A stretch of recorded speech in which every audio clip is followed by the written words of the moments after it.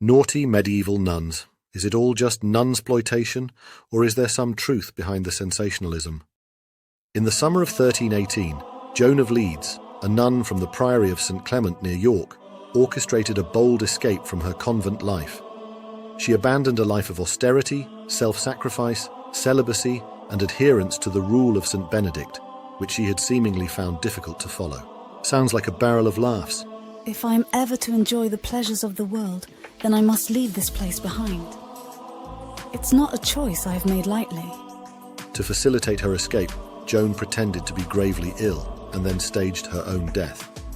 With assistance from a group of acquaintances, possibly including some of her fellow nuns, she created a replica of herself and arranged for its burial, likely within the convent cemetery. Unhinged, Joan fled to the town of Beverley, some 30 miles east of the priory. The incident soon came to the attention of William Melton, Archbishop of York. The bishop, outraged, sent an angry letter to the Dean of Beverley Minster, instructing him to summon Joan to return to her house for the sake of her soul. He didn't mince his words. Having impudently cast aside the propriety of religion and the modesty of her sex, out of a malicious mind simulating a bodily illness, she pretended to be dead. She crafted a dummy in the likeness of her body in order to mislead the devoted faithful. She had no shame in procuring its burial in a sacred space amongst the religious of that place. She involved herself irreverently and perverted her path of life arrogantly to the way of carnal lust. Carnal lust. She now wanders at large, to the notorious peril to her soul and to the scandal of all of her order. The means by which the Archbishop learned of the scandalous rumour surrounding Joan remains unclear, and despite perhaps not knowing the exact reasons for Joan's flight, the Archbishop did not hesitate to pass judgment. The implication, of course, was that she became involved with a man. It was not unusual for members of monastic communities, both male and female, to grapple with their spiritual calling and ultimately abandon it. However, Joan's story stands out as exceptional, even by the standards of her time. While rare, runaway nuns were not unheard of during this period, when girls as young as 13 could become nuns. Both religious devotion and practical consideration likely influenced their decision to pursue this path. Even wealthy families might choose to have at least one daughter become a nun, not only for the religious benefits of having her pray for the family, but also as an alternative to finding her a husband and providing a dowry. Perhaps the bishop's outrage was further triggered by another incident that had taken place at St. Clement's some years before. A nun named Cecily met certain men at the priory gate leading a saddled horse and, throwing off her nun's habit, put on another robe and rode off with them to Darlington, where Gregory de Thornton was waiting for her, and with him she lived for 3 years or more. Unfortunately, what became of Joan of Leeds isn't known. Her fate is lost in the depths of time.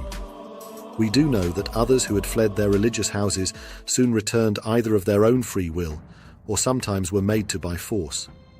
Bishops were powerful figures in English medieval society.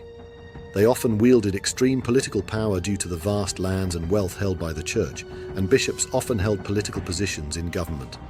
To incur the anger of a bishop was not a thing to do lightly. Nuns who fled often found themselves caught in a net of threats and excommunications, involving not only themselves, but those who helped them.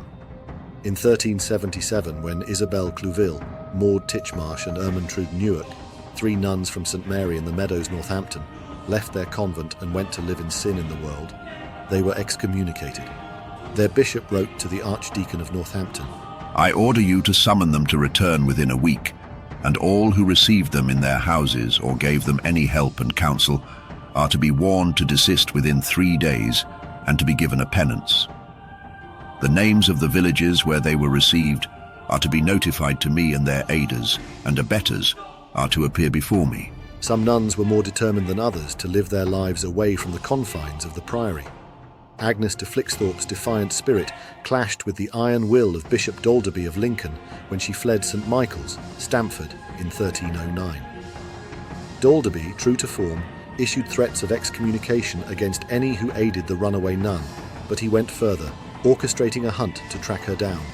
A year later, Agnes was apprehended in Nottingham and dragged back to St. Michael's. There she was imprisoned, legs shackled, until she relented to resume the nun's habit and life. Agnes refused to submit. Hoping isolation would break her, Dalderby had her sent to a Devonshire nunnery and confined in solitary. His ruthless tactics succeeded. Agnes agreed to repent and return to Stamford in 1314, but the indomitable spirit could not be quelled. By 1316, Agnes had fled yet again.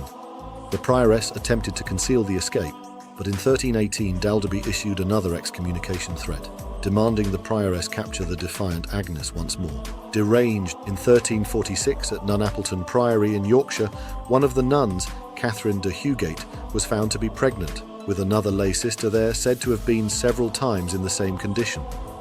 Other pregnancies were recorded at Siningthwaite Priory near Harrogate and at Wilberforce in the East Riding. What have we learned? Well, the cases I've focused on found their way into the records of the bishops precisely because they were not normal for the period. In reality, only a tiny percentage of monastic women were ever accused of sexual misconduct, and that the overwhelming majority kept their vows. As for nunsploitation, well, it's nothing new. Geoffrey Chaucer's Canterbury Tales shocked and titillated readers with the story of Madame Eglantine, a fat, hypocritical and corrupt nun. That was back in the 13th century, and here we are in the 21st, and naughty nuns still make a good story. My name's Frank. I used to be a medieval historian, but now I just do stuff like this on the internet.